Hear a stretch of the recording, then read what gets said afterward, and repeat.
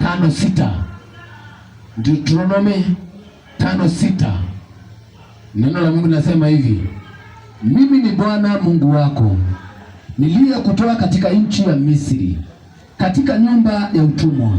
Usiwe na miungu mingine ila mimi. Usijifanyie sanamu ya kuchonga mfano wa kitu chochote kilicho juu mbinguni au kilicho chini duniani au kilicho majini chini ya nchi. Usivisujudie wala kuvitumikia, kwa kuwa mimi Bwana Mungu wako ni Mungu mwenye wivu, na wapatilisha wana maovu ya baba zao hata kizazi cha 3 na cha 4 cha wanichukiao. Bwana Yesu asifiwe. Asifiwe Yesu. Kuna watu walilaaniwa na Mungu na wameishi kudanganywa na manabii na wachungaji kuambiwa kwamba wamerogwa, na hawajarogwa, wamejiroga wenyewe. Bwana Yesu asifiwe. Asifiwe Yesu. Kunao wengi walilaaniwa na Mungu kwa sababu ya kutotimiza maagizo ya Mungu, kwa sababu ya kutofanya Mungu anavyotaka. Ukiangalia dunia, watu wanaabudu vitu mingi sana na neno la Mungu linakataa. Bwana Yesu asifiwe. Asifiwe Yesu. Maandiko yamesema nini? Mimi ndimi Mungu wenu. Msitengeneze vitu chochote duniani cha kuabudu, kufanya hizo vitu ni kama Mungu. Bwana Yesu asifiwe. Ukiangalia saa hii, injili ya saa hii ama maombi ama huduma za saa hii ziko na vitu mingi sana zinafanyika katika nyumba ya Mungu. Bwana Yesu asifiwe. Amen. Kunao wanauza vitambaa katika nyumba ya Mungu. Bwana Yesu asifiwe. Amen. Hiyo ni biashara ama ni injili? Hiyo ni biashara. Hiyo sio neno, hiyo ni biashara unafanya katika nyumba ya Mungu. Nyumba ya Mungu ni nyumba ya neno. Nyumba ya Mungu ni nyumba ya neno. Bwana Yesu asifiwe. Ukienda kwa makanisa mingi unapatanga mchungaji anatembea ana Biblia, abebi Biblia. Biblia ndio neno la Mungu, lakini ako na chupa ya mafuta hapa kokoti. Bwana Yesu asifiwe. Hapa kokoti ako na chupa ya anointing oil hapa. Akipata mtu anaitoa, anaanza kumpaka. Bwana Yesu asifiwe. Hana Biblia. Anointing oil na Biblia, anafaa kubeba nini? Bwana Yesu asifiwe. Anointing oil na Biblia, anafaa kubeba nini? Anafaa kubeba Biblia. Anafaa kubeba neno la Mungu, sio vitu za dunia. Biblia ni njia ya kukupatanisha na Mungu. Biblia ni njia ya kukufundisha njia za Mungu. Biblia ni njia ya kukupeleka kwa Mungu. Yesu makofi mazuri.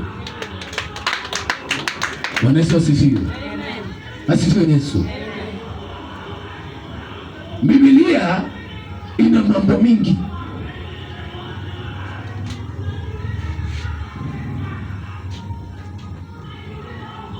Watu wanaabudu vitu tofauti. Bwana Yesu asifiwe. Amen. Watu wanaabudu vitu tofauti, vitu mingi sana. Bwana Yesu asifiwe. Amen. Hata kunao wanaabudu mchungaji, kunao wanaabudu pasta, kana kwamba yeye ndio Mungu. Unapofika kwa nyumba ya Mungu, unafaa kuabudu Mungu. Kila kitu chenye utafanya usifanye kwa sababu ya pasta. Kila kitu chenye utafanya usifanye kwa sababu ya rafiki, fanya kwa sababu ya Mungu. Na kujua kuna Mungu. Na ndio maana kuna unabii wa uongo katika nyumba ya Mungu, na ndio maana kuna neno la uongo katika nyumba ya Mungu, kwa sababu tunafanya mambo bila kujua tunafanyia nani. Bwana Yesu asifiwe. Amen. Hatujui tunafanyia nani, hatujui tunafanya nini. Na ndio maana aibu zinatufuata, vita zinatufuata. Tunaanza kuaibika ovyo ovyo, tunaanza kuaibishwa na watu, tunaanza kuongelelewa na watu kwa sababu ya zile vitu tunafanya katika nyumba ya Mungu.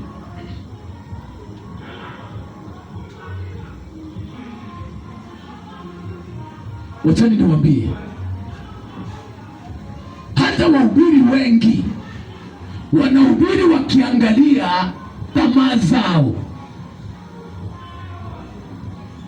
Bwana Yesu asifiwe. Amen. Wakiangalia tamaa zao, wakiangalia mipango yao, wakiangalia mambo yao. Na ndio maana unaona wako katika nyumba ya Mungu, lakini hakuna kitu cha maana wanakuambia. Kile kitu cha maana wanaona ni cha maana kwako kukuambia ni ya kwamba umetajirika, ya kwamba utaendesha magari, unaenda ng'ambo. Ng'ambo ni mbinguni. Bwana Yesu asifiwe. Unaenda ng'ambo, unaenda ng'ambo. Ng'ambo ni mbinguni. Na mnashangilia, mnapiga makofi. Watu wanashangilia, wanapiga makofi. Mimi ukitaka nikushangilie, niambie unaenda mbinguni, kwa sababu mbinguni ndio kwetu. Neno la Mungu linasema ya kwamba hapa duniani si kwetu, nimewekwa hapa kwa miaka michache. Bwana Yesu asifiwe. Miaka kama 70 ama 80 ama 100. Baada ya hapo niende wapi? Mbinguni ndio kwetu. Neno la Mungu linasema ni huko ni uzima wa milele na milele. Lakini maandiko yanasema duniani ni, maandiko yanasema yule ataishi miaka mingi duniani ni yule ataishi miaka 120. Yule ataishi miaka mingi ni yule ataishi miaka 120. Mbinguni tutaishi milele na milele. Unafaa kufikiria wapi? Duniani ama mbinguni? Anaweza sifiwe. Maisha kidogo, miaka kidogo mzuri kwako ndio unataka.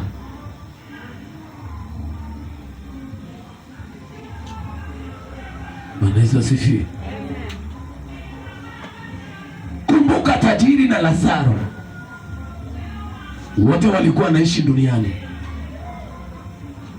Tajiri alikula vizuri kulingana na Bible. Tajiri alikula vizuri, tajiri alikaa vizuri, tajiri aliendelea vizuri. Lakini Lazaro alikuwa masikini, hakuwa na chochote cha kukula, hakuwa na chochote cha kukunywa.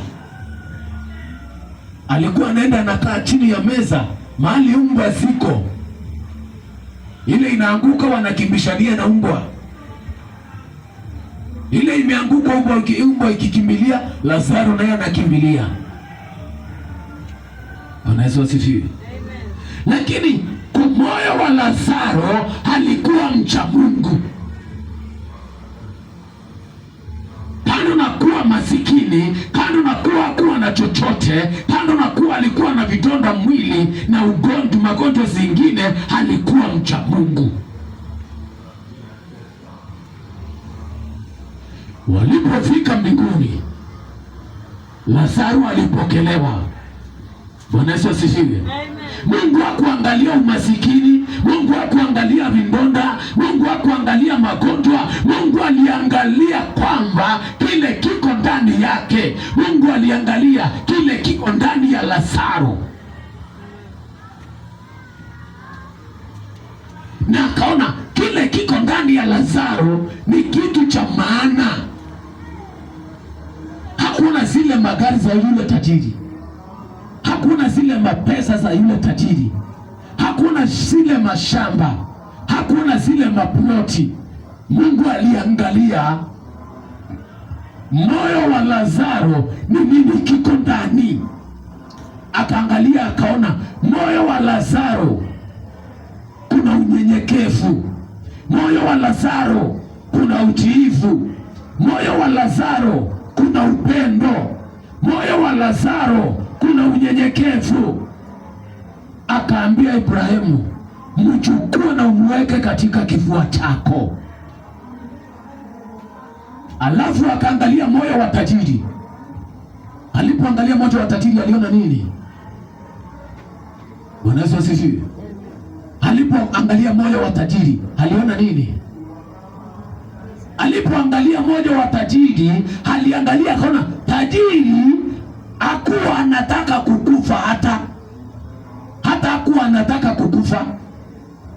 Bwana Yesu asifiwe. Amen. Ni vile alishindwa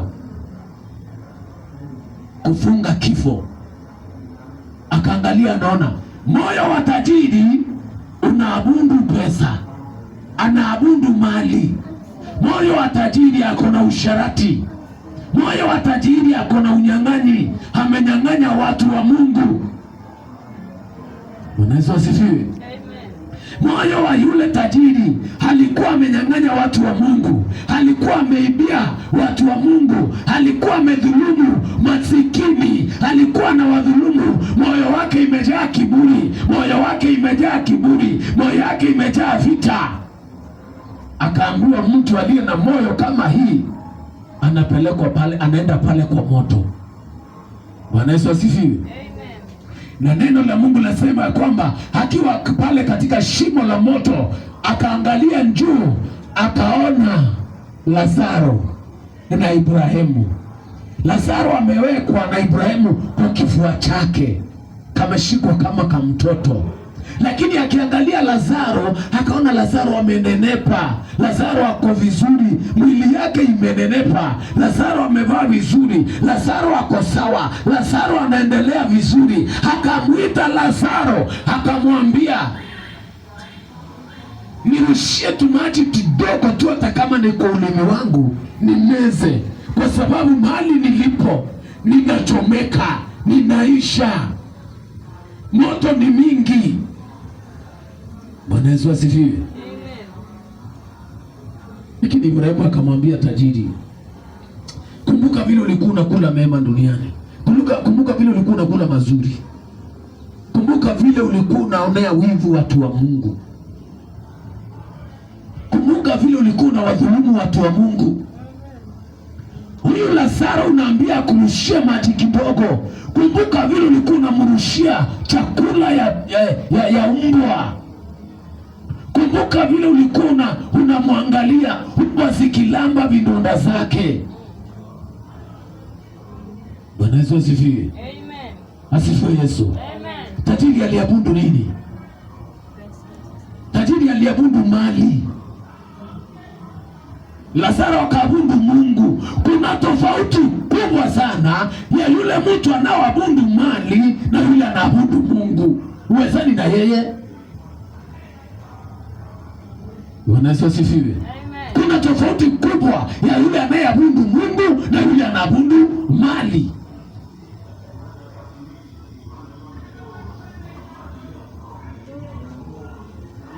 Bwana Yesu asifiwe. Amen.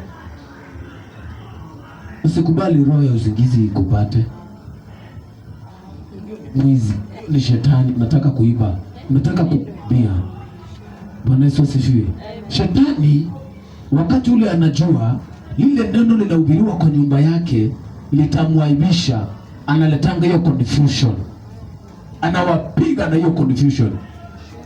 Sasa utasikia kwa maneno matano yale pastor ameongea, utasikia tu moja ikipita, hautajua mwanzo na mwisho.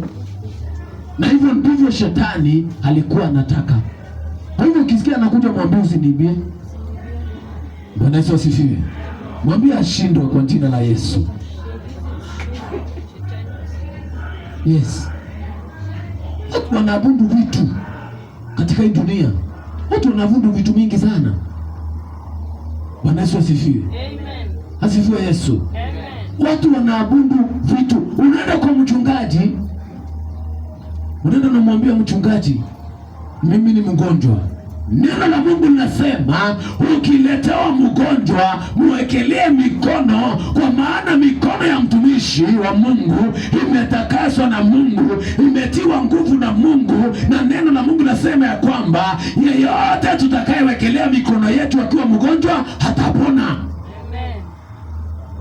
Lakini unaenda kwa mchungaji, badala ya kuwekelea mikono anakupatia mafuta, kumaanisha mikono yake haijatakaswa, mikono yake haina nguvu. Na kama haijatakaswa na haina nguvu, huyo si mchungaji, huyo anaabudu vitu za dunia. Na ndio maana anatarajia vitu za dunia zikuponye. Na hata wewe unayechukua zile vitu za dunia ndio upone, ni kumaanisha kwamba hata wewe unaabudu dunia. Hauabudu mbinguni, hauabudu Mungu wa mbinguni, unaabudu Mungu wa dunia.